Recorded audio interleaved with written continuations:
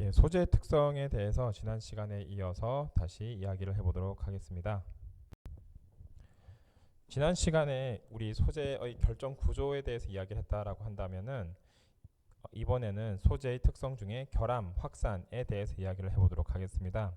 가장 기본적인 소재의 특성인데 사실 뭐 이거 말고도 소재에 대한 특성은 굉장히 많지만은 우리가 중요하게 생각하는 소재의 특성을 먼저 짚고 넘어가는 것이 그 뒤에 설명하는데 분명히 도움이 되기 때문에 소재의 특성 중인 결함과 확산에 대해서 이야기를 하고 넘어가도록 하겠습니다.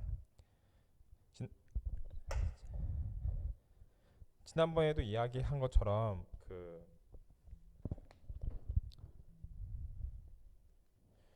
우선 소재의 특성 중에 결함이라고 하는 것은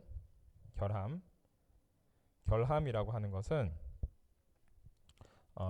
완벽하지 않다는 소리죠. 얘네들이 왜 완벽하지 않다라고 하냐면은 어떤 측면에서 완벽하지 않다라고 하냐면 결정 구조 측면에서 완벽하지 않다라는 뜻이 되겠습니다. 결정 구조 측면에서 얘네들이 결정 구조에서 완벽하지 않다라고 하는 것은 그 기준이 한쪽 방향으로 정렬된 구조를 가져야 되는데 어떤 구조가 하나의 그 규칙으로 되어 있는 구조를 가져야 되는데 그렇지가 않고 여기가 아니라 이런 그 하나로 되어 있는 게 아니라 좀 약간 다른 성격의 구조로 되어 있을 경우에 우리가 그 결함이 발생한다라고 이야기를 할 수가 있겠습니다. 그럼 얘네들이 왜 근본적으로 이런 결함이 발생하느냐에 대해서 한번 이야기를 해볼게요. 지난번에 이제 단결정, 다결정 할 때도 한번 이야기했었는데 얘네들이 기본적으로 액체에서 고체로 응고가 되죠. 응고가 될 때 얘네들이 그 결함이 발생하게 됩니다. 뭐 결함이 발생하는 게 꼭 이 과정에서만 결함이 발생하는 건 아니지만은 다양한 과정 중에 액체에서 고체로 될 때 결함이 많이 발생을 하게 되죠. 자, 그러면은 얘네가 어떻게 발생하는지 한번 이야기를 해보도록 할게요.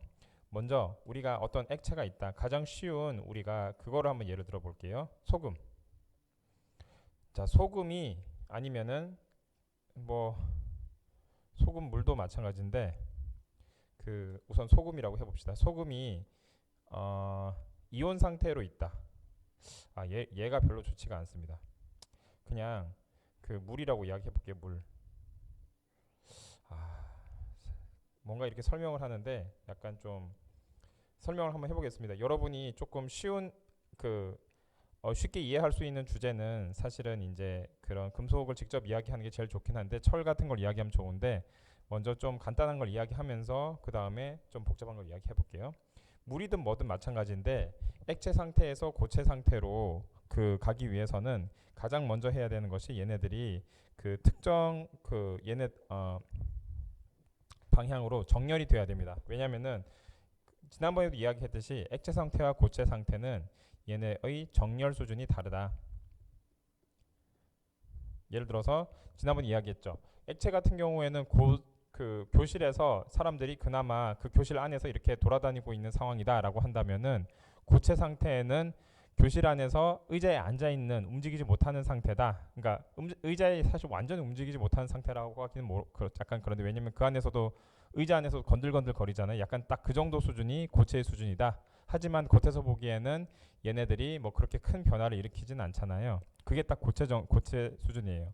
어쨌든 액체랑 비교했을 때 액체가 교실 안에서 사람들이 막 돌아다니고 있는데 무슨 뭐 얼음땡 놀이 하듯이 그 자리에 그냥 가만히 서라고 했을 때 특정 자리에 이제 딱 앉아 있는 그 상태를 우리가 고체라고 하는데 문제는 지금은 우리가 뭐 이러한 그 교실에서 의자든 책상이든 다 놓여 있는 상태이지만은 여러분들이 그 의자든 책상이든 놓여 있지 않고 의자만 딱 있다고 합시다. 의자만 딱 있는데 그 의자만 있을 때 여러분이 뭐 순간적으로 딱 어떤 사람이 이렇게 이런 놀이를 여러분들이 잘 안 하니까 좀 설명이 힘든데 얼음땡 놀이 우리 어렸을 때 많이 했는데 얼음땡 했어요. 얼음땡 했는데 얘네들이 딱 이렇게 얼음한 상태에서 얘네들이 가만히 이렇게 있습니다. 단 여기서 규칙은 얼음한 사람들 주위로 해서 얘네들이 이렇게 원자가 배열이 되듯이 이렇게 배열이 돼야 되는 거예요.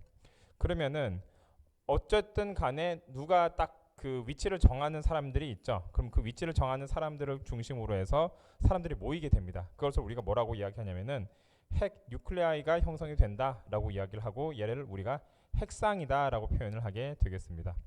자, 그래서 물 같은 경우도 얘네들이 맨 처음에 물이 얼기 시작할 때 바로 싹 오는 게 아니라 하나씩 하나씩 점점 늘어나죠.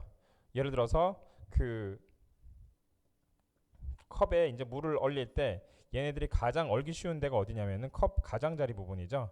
컵 가장자리 부분이 얘네가 이제 고정되기가 쉬우니까 그 여기서 얼기 시작해서 점점 퍼져나가기 시작하는 거죠. 똑같이 핵을 먼저 형성을 해서 그 다음에 얘네들이 결정 성장을 하는 방식을 통해서 얘네들이 고체를 형성을 하게 됩니다.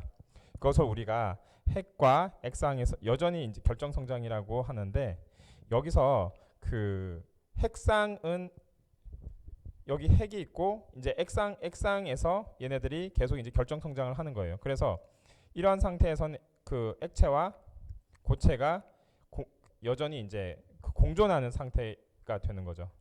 그 상태에서 얘네들이 점점 더 커져서 나중에는 이런 서로들이 이렇게 만났을 때 그레인 스트럭처를 이룬다라고 이야기를 할 수가 있겠죠. 이것을 우리가 2단계 성장 형성이다라고 이야기를 하게 되겠습니다. 자, 그래서 우리가 지금 이야기하는 게 뭐냐면 결함이죠. 결함. 그럼 결함은 어디서 형성이 되느냐? 얘네가 아주 천천히 성장을 한다라고 한다면은 이러한 경계가 없어질 겁니다. 예를 들어서 얼음땡 할 때 얼음땡을 하는데 갑자기 야 얼음라고 하면은 사람들이 갑자기 이렇게 그 자리에서 멈춰 서든지 자리를 정해야 되기 때문에 굉장히 그 서로가 조금 이렇게 자리를 정하기가 쉽지가 않겠지만은 얼음 하는데 시간 한 10시간 줍니다. 그러면은 니네가 그 원하는 시간 위치를 갈 때까지 내가 얼음을 할 수 있도록 해줄게 라고 한다면 굉장히 천천히 얘네들이 그 스태틱 형태로 갈 수 있게 핵을 형성해서 굉장히 그 원하는 위치로 성장할 수 있게 만들어 준다고 하면은 규칙성을 가질 수가 있겠죠. 그러니까 정렬이 될 수가 있겠죠. 그래서 얘네가 그 지난번에도 한번 이야기했던 것처럼 그 패스트 쿨링일 경우에 얘네가 그 결정 구조를 갖는 것보다는 좀 더 결정 구조가 아닌 일반적인 구조를 갖는 경우, 그 약간 아모포스 비정질 구조를 갖는 경우가 많고, 얘네들이 시간을 굉장히 많이 줄 경우에는 거기에 맞춰서 그 단결정으로 형성될 가능성이 많다라고 이야기를 할 수가 있겠습니다. 근데 보통은 우리가 이러한 시간을 많이 주는 경우보다는 갑자기 이제 형성이 되거나 아니면은 충분히 얘네가 그 규칙성을 가지고 배열하기에 시간이 모자란 경우가 많기 때문에 대부분 구조가 다음과 같이 랜덤한 구조로 이렇게 형성이 되게 되겠습니다. 물론 이 랜덤 구조라고는 하지만 이 사이에서는 얘네들이 다 지금 이런 식으로 그 규칙성을 가지고 배열되어 있는 싱글 크리스탈로 되어 있어요. 하지만 이 사이사이의 경계면들 서로 그 이라든지 얘네들이 규칙성을 가지지 않는 이러한 경계면들이 굉장히 많이 형성이 돼요. 이런 애들을 우리가 뭐라고 하냐면은 결함, 디펙트다라고 이야기를 하게 되겠습니다.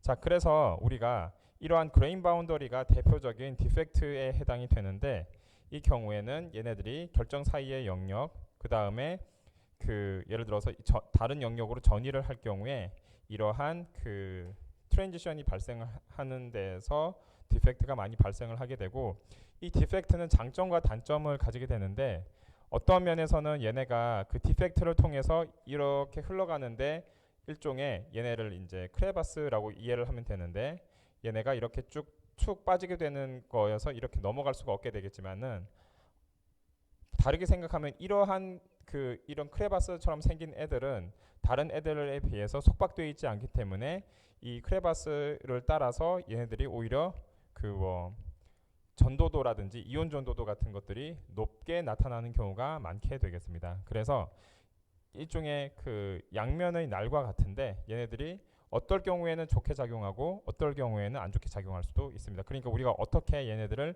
이용하느냐에 따라서 좋을 수도 있고 안 좋을 수도 있다라고 이야기할 수 있는 거죠. 그래서 결정립계에서 얘네들은 밀도가 낮기 때문에 이동도가 굉장히 높고요.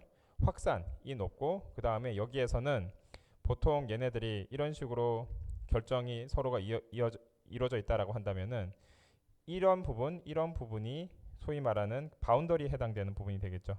이러한 바운더리에서는 얘네들이 그 서로가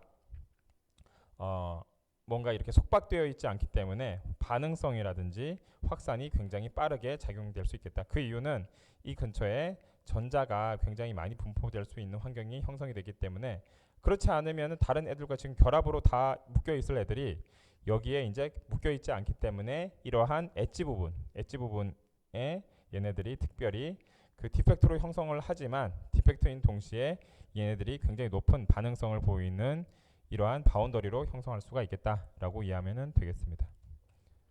자, 이게 이제 대표적인 결함의 특성이 되어 있고요. 여러분이 잘 아는 것처럼 그 고체의 결함이 이제 세 종류의 결함이 있습니다. 하나는 점결함, 선결함, 면결함 요 세 가지의 결함이 있는데 점결함의 경우에는 주로 베이컨시, 인터스티셜, 서브스티튜션을 이야기하고 그 선결함의 경우에는 디슬로케이션이라고 하는데 이 선 전체가 얘네가 이런 식으로 원자랑 원자면이 이렇게 연결이 되어 있지 않고 이렇게 갈라져 있는 얘네를 우리가 디슬로케이션이다 라고 이야기를 하게 되겠습니다.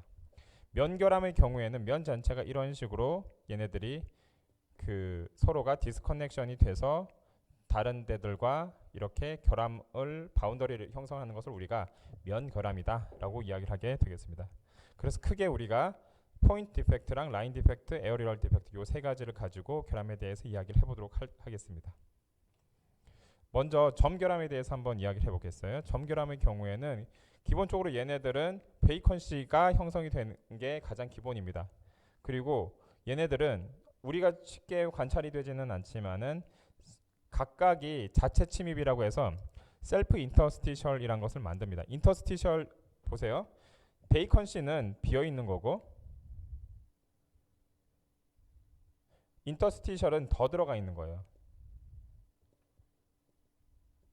자, 비어 있는 부분의 경우에는 얘네가 공공이 이런 식으로 형성이 돼서 디스톨션이 일어나고요. 반대로 외부가 이렇게 침입해서 들어간 경우도 여기서 그 디스톨션이 발생을 한다라고 이야기를 할 수가 있겠습니다. 그래서 베이컨시가 되든 인터스티셜이 되든 얼그러짐이 발생한 현상은 같다. 자, 그러면은 이러한 포인트 디펙트 같은 경우에는 우리가 뭐 어디에 의존하냐면은 얘도 굉장히 그 이러한 온도 의존성이 있다라고 할 수가 있겠습니다. 그래서 결합 농도가 그 결합 농도를 정하는 것은 전체가 공공의 잠재적 사이트를 n이다라고 한다면은 그 중에서 실제로 베이컨시가 있는 결함이 있는 디펙트 사이트를 그 중에 뭐 몇 프로냐 10%면은 뭐 10분의 1이 되겠고 예를 들어서 50%면은 10분의 5 이런 식으로 되겠죠. 그러면은 전체 중에 얘네가 결합 농도가 어떻게 발생을 하겠냐? 이건 뭐 10분의 1, 10분의 5는 되게 사실 그 여러분들한테 이해를 쉽게 하기 위해서 이야기하지만 실제로 이런 식으로 많이 되어 있지는 않습니다. 자, 그렇다면은 전체 잠재적인 결합의 수를 n이다라고 한다면은 그 중에서 그 사이트 수가 n이면은 그 중에 실제로 결함으로 발생하는 것을 nV다라고 이야기를 할 수가 있겠습니다.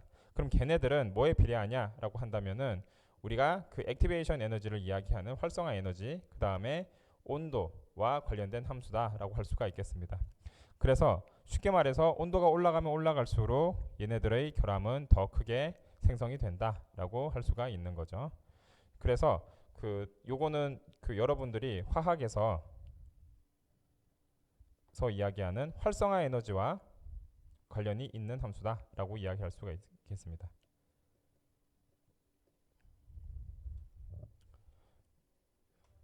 자, 그 다음에 우리가 지금 이야기까지 이야기한 것은 금속의 결함에 대한 이야기예요. 금속은 기본적으로 단일 금속으로 단일 원소로 되어 있기 때문에 얘네들이 베이컨시가 있는 거는 뭐 쉽게 관찰할 수 있지만은 거기서 다른 원자가 또 다른데 낑겨 들어간 인터스티셜을 만드는 건 쉽게 상상할 수가 없죠. 그리고 그러한 현상도 그렇게 그 쉽게 발견되는 현상은 아닙니다. 그런 거에 비해서 세라믹의 경우에는 결함이 훨씬 더 쉽게 우리가 발견할 수가 있는 거죠. 예를 들어서 얘도 똑같이 공공과 베이컨시와 인터스티셜이 있는데 베이컨시의 경우에는 그 세라믹에서 베이컨시의 경우에는 그 양이온과 음이온 모두에서 존재한다라고 이야기를 할 수가 있겠습니다. 자, 그래서 이 양이온과 음이온에서 발생하는 베이컨시는 자, 양이온은 여기서 이제 요거로 이제 보통 음이온 얘를 양이온이다라고 하는데 이게 없는 애들 이거를 음이온 00 애나이온 베이컨시라고 하고 그다음 요거 양이온 자리가 없는 것을 케타이온 베이컨시다라고 표현을 할 수가 있겠죠. 그러면은 이 양이온이 음이온은 움직이기가 쉽지가 않아요. 그래서 인터스티셜의 경우에는 보통 양이온의 침입이 많습니다. 자, 그래서 양이온이 음이온에 비해서 작기 때문에 그 양이온이 이렇게 움직여서 이렇게 되는 양이온의 침입을 우리가 뭐라고 하냐면은 케타이온 인터스티셜이다라고 이야기를 할 수가 있겠습니다. 자, 이제 이건 되게 쉽죠. 그 다음에 얘네들이 이제 규칙을 가지고 나타내는 실질적인 디펙트가 있는데 두 가지 디펙트가 있죠. 하나는 프랭켈 디펙트가 있고 또 다른 하나는 숏기 디펙트가 있죠.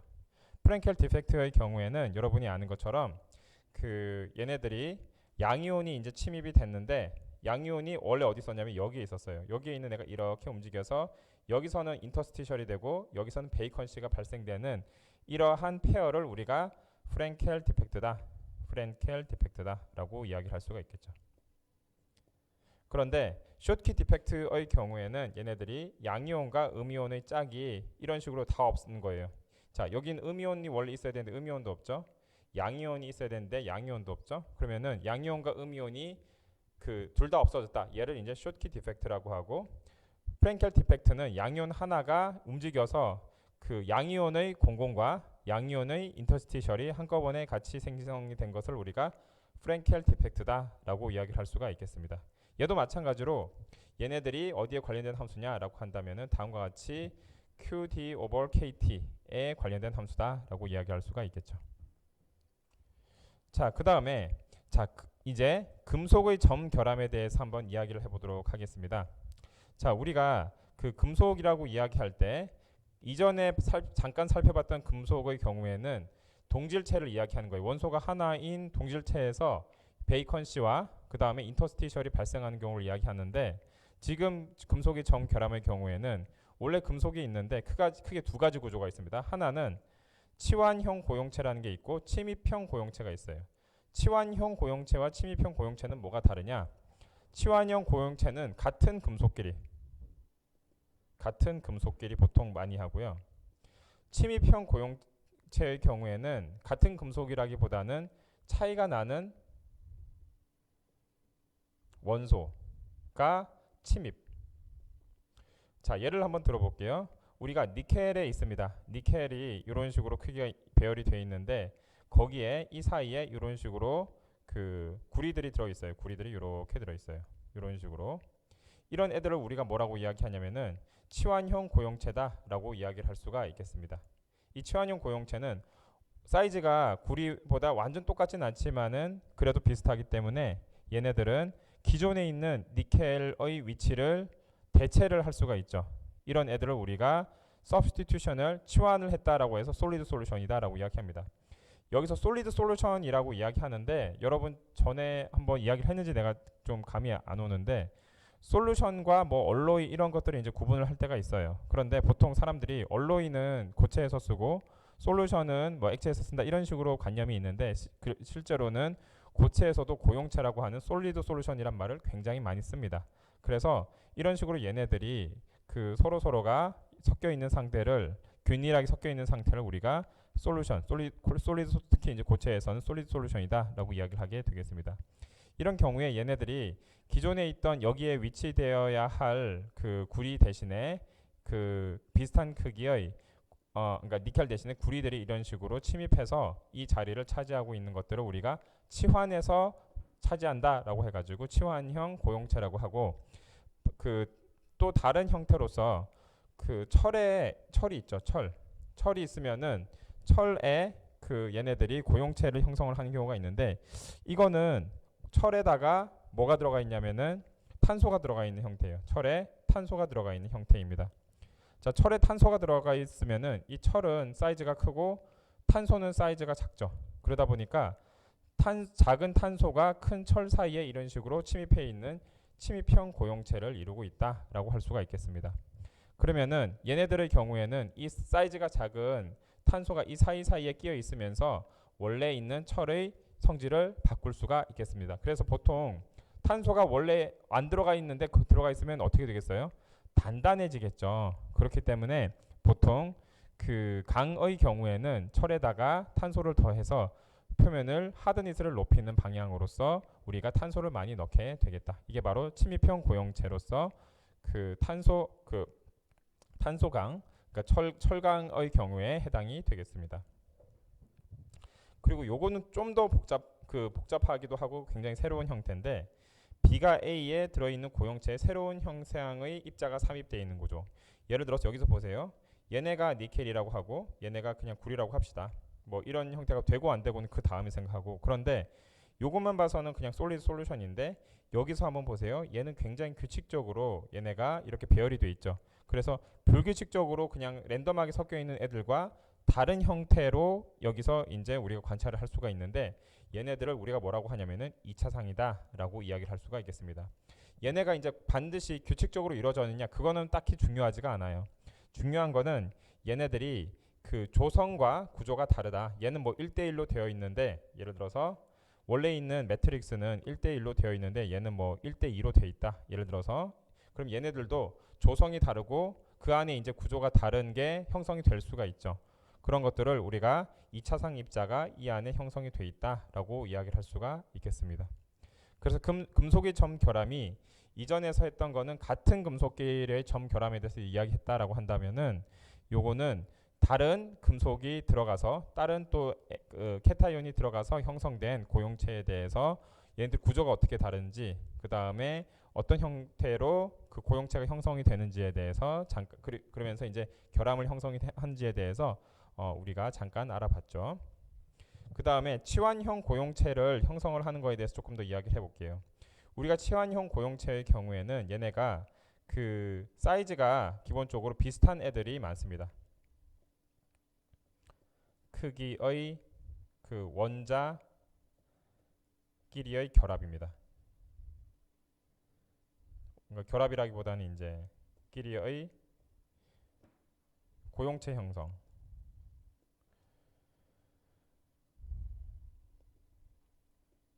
그러다 보니까 얘네들이 그 어떤 이런 식으로 비슷한 크기의 애들이 고용체를 형성하기 위해서는 특정한 뭔가 이렇게 룰이 있어야 되는데, 너무 사이즈가 차이가 크면은 서브스티튜션을 못 하죠. 예를 들어서 탄소 같은 경우에는 그 철 안에 이제 얘네들이 들어갈 수 있는 것은 탄소가 철보다 굉장히 크기가 작기 때문에 가능한 일인데, 만약 탄소가 철과 크기가 비슷하다라고 한다면은 그러한 인터스티셜 형태의 고용체는 못 이루고 얘네가 서브스티튜셔널 형태의 고용체로 형성이 되지 않을까라는 생각이 드는 거죠.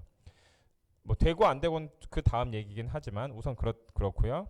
그 다음에 그렇기 때문에 우선 원자 간 반지름의 차이가 작아야 된다. 이게 가장 첫 번째 조건이에요. 얘네가 이런 식으로 그 고용체를 형성을 하기 위해서는, 치환형 고용체를 형성하기 위해서는 원자 간 반지름이 작아야 되고, 두 번째 원소 간의 근접성. 얘네들의 전자 친화도가 비슷해야 됩니다. 이거는 왜 그런지 알겠죠? 우리가 지금 다루고 있는 게 금속 결합이에요. 지금 고용체 이루고 있다라고 하는 게 금속 결합인데, 얘네들이 전자 친화도가 그러면은 금속끼리 비슷해야지 되는데, 만약 금속이 아니라 비금속이 들어갔다. 그렇게 된다면은 사실 탄소만 하더라도 약간은 금속이라고 할 수는 없는 애들인데, 그래서 뭐 사이즈가 크게 차이 나기도 하지만은 얘네들이 전자 친화도가 크게 차이가 난다. 그러면 얘네들이 금속 결합을 이루기보다는 뭔가 다른 이온 결합을 이루거나 이런 결합을 이루려고 하겠죠. 대부분 왜냐면은 금속들은 그 전자 친화도가 굉장히 작으니까. 그래서 그렇게 된다면은 우리가 딱 원하는 그런 결합을 형성하기는 좀 어렵겠다. 그래서 얘네들이 그 금속 결합의 상태에서 치환형 고용체를 이루기 위해서는 비슷한 전자 친화도가 있어야 되겠다. 그 다음에 세 번째가 동일 결정 구조. 이게 굉장히 중요합니다. 예를 들어서 우리가 결정 구조가 다르다라고 한다면은 걔네들 사이에 얘네가 지금 좀 뭔가 이렇게 사이에 녹아들어야 되는데 녹아들어가기가 어렵습니다. 왜냐면은 쉽게 말해서 이래요. 나는 지금 책상에 앉는 게 굉장히 익숙한 사람이야. 그러면은 그 책상에 앉는 게 아니라 의자에 앉는 게 익숙한 사람입니다. 그런데 나는 그 뭔가 의자에 앉아서 뭐 공부하고 뭐 하고 한 거에 익숙하다 보니까 뭐 도서관을 가든 카페를 가든 의자에 앉아서 공부를 해요. 그러면은 대부분 의자에 앉아 있는 곳에서 공부를 하니까 별로 문제가 없는데, 어느 순간 나보고 옛날에 이제 그거를 무슨 뭐 그 앉은뱅이 책상이라고 하는데 그 바닥에 앉아 있어서 하는 그런 책상을 그런 이렇게 그 바닥에 놓고 하는 그런 책상류에 익숙하지 않은 사람 보고 똑같은 결과를 내라. 너는 지금 의자에 앉아서 공부하는 게 편하지만은 그냥 너는 방바닥에 앉아서 공부를 해라. 나 진짜 하나도 그 여기에 이제 익숙하지도 않은데 그러면은 얘가 여기에서 똑같은 결과를 낼 수 있을까요? 어렵죠. 왜냐하면 자기가 원래 이제 익숙한 구조가 있으니까. 마찬가지로 뭐 그거를 여기에 바로 적용하기는 쉽지는 않겠지만은 어쨌든 그러한 개념으로 여러분이 이해를 하면은 쉽습니다. 그래서 동일 결정 구조일 때 같은 동일 결정 구조로 이제 약간 사이즈만 바뀌어서 들어갈 때 얘네들이 훨씬 더 치환을 잘하게 되겠다. 자, 그럼 네 번째로는 원작가예요. 원작가.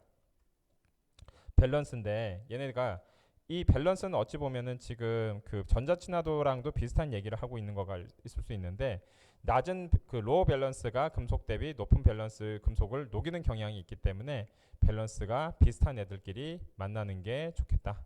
자, 그래서 밸런스를 잘 맞춰서 하는 게 좋겠다. 그래서 이 네 가지를 고려를 해서 그 치환형 고용체를 형성을 하게 되겠습니다. 그래서 여기서 보면은 어떤 애들이 치환형 고용체를 형성할 수 있냐라고 보면은 먼저 뭐니 해도 구조가 비슷한 애들 맨 처음 골라내야 돼요. 아, 여기 애들이 FCC로 비슷해요. 그 다음에 봐야 되는 것은 원자 반지름입니다. 아, 원자 반지름 비슷하네. 자, 그러면 얘는 이제 조금 약간 벗어나죠. 그래서 구리, 니켈, 팔라듐 얘네들은 되게 쉽게 그 솔리드 솔루션을 이루겠구나. 실제로 그렇습니다. 그래서 얘네들을 중심으로 하고 그 다음에 뭐 일렉트론 네거티비티 비슷한 애들 이 정도로 조사를 하면은 거의 여러분이 틀릴 일이 없겠다라고 이해를 하면은 되겠습니다. 자, 그 다음에 세라믹의 정결함에 대해서 이야기하면은 세라믹의 경우에는 얘네가 정기적 중성을 이루는 게 가장 중요하죠. 정기적 중성을 이뤄야 되기 때문에 여기 맞춰서 얘네가 차지를 예를 들어서 차지를 이룰 때 어떤 식으로 되냐면은 치환형 양이온 불순물이다라고 한다면은 기본적으로 여기서 불순물이 없는 상태에서 불순물이 뭔가 이렇게 들어갔다라고 한다면은 얘네가 예를 들어서 이런 거예요. 요거 두 개를 없앴다라고 하면은 플러스 두 개가 빠진 상태가 되겠죠. 그렇기 때문에 이 상태에서는 그 플러스 두 개를 보충하기 위해서는 요거 플러스 두 개의 불순물을 첨가를 해야 되겠다. 또는 뭐 포타슘이 들어간다든지 이런 식으로 해가지고 불순물이 되는 건 되는데 여기서 두 개를 했는데 그냥 뭐 포타슘 하나만 넣었어. 이거는 얘네가 그 차지 밸런스에 맞지가 않기 때문에 요거는 작동을 할 수가 없겠다. 마찬가지로 음이온 불순물도 마찬가지로 이야기를 할 수가 있어요. 자, 불순물이 없는 상태에서는 이렇게 되는데 그 클로린을 뺐단 말이에요. 클로린을 뺐는데 클로린을 뺀 상태에서 여기에다가 불순물을 첨가하면은 여기서 O2-는 마이너스 2가가 되겠죠. 그래서 클로린 하나가 빠지면은 클로린 두 개가 빠지면은 O2- 하나가 들어가는 이러한 구조를 통해서 가장 여러분이 고려해야 될 것은 뭐냐면은 전기적 중성을 고려를 하는 게 제일 중요하다. 얘를 고려하지 않으면은 우선 얘네가 자체가 존재할 수가 없겠죠. 그래서 무조건 여러분들이 어떤 결함을 그 세라믹의 결함에 대해서 이야기할 때는 전기적 중성이 굉장히 중요한 요인이다.